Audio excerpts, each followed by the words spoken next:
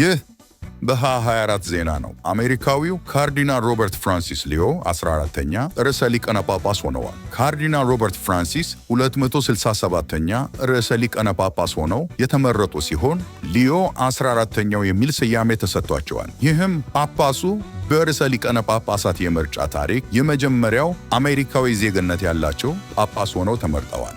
በተጨማሪም ደግሞ ለረጅም ዓመታት ስፔን ውስጥ ሲያገለግሉ በመቆየታቸው ስፔናዊ ዜግነት እንዳላቸው ተነግሯል። እንደ አውሮፓውያን አቆጣጠር ሴፕቴምበር 14 ቀን 1955 በቺካጎ ኢሊኖይ የተወለዱት ርዕሰ ሊቃነ ጳጳሱ ሊዮ የኦገስቲኒያ ስርዓተ ሃይማኖት አባል እንደነበሩ ተነግሯል። ከዚህ ቀደም የጳጳሳት የዲካስቴሪ ኃላፊ በመሆን አገልግለዋል። እኚህ ጳጳስ በቀጣይ የስልጣን ዘመናቸው በአርቲፊሻል ኢንተለጀንስ ላይ፣ በማህበራዊ ፍትህ እና የቀድሞው ሊቀ ጳጳስ ፍራንሲስ የጀመሯቸውን የምሪት አቅጣጫዎችን በማስቀጠል ብዙ ስራዎችን ይሰራሉ ተብሎ ይጠበቃል። በቤተ ክርስቲያኒቱ ውስጥ ያለውን አንድነት አስጠብቀው ለማስቀጠል ምዕመናኑን በቀላሉ ለማግኘት የማህበራዊ ሚዲያ መድረኮችን በንቃት በመጠቀም የመጀመሪያው ርዕሰ ሊቃነ ጳጳስ ይሆናሉ ተብሎ ይጠበቃል። ርዕሰ ሊቃነ ጳጳስ ሊዮ በመጀመሪያ ንግግራቸው ሰላም እንዲሰፍን ጠይቀዋል። በተለይም በዩክሬንና በጋዛ ያለውን ግጭት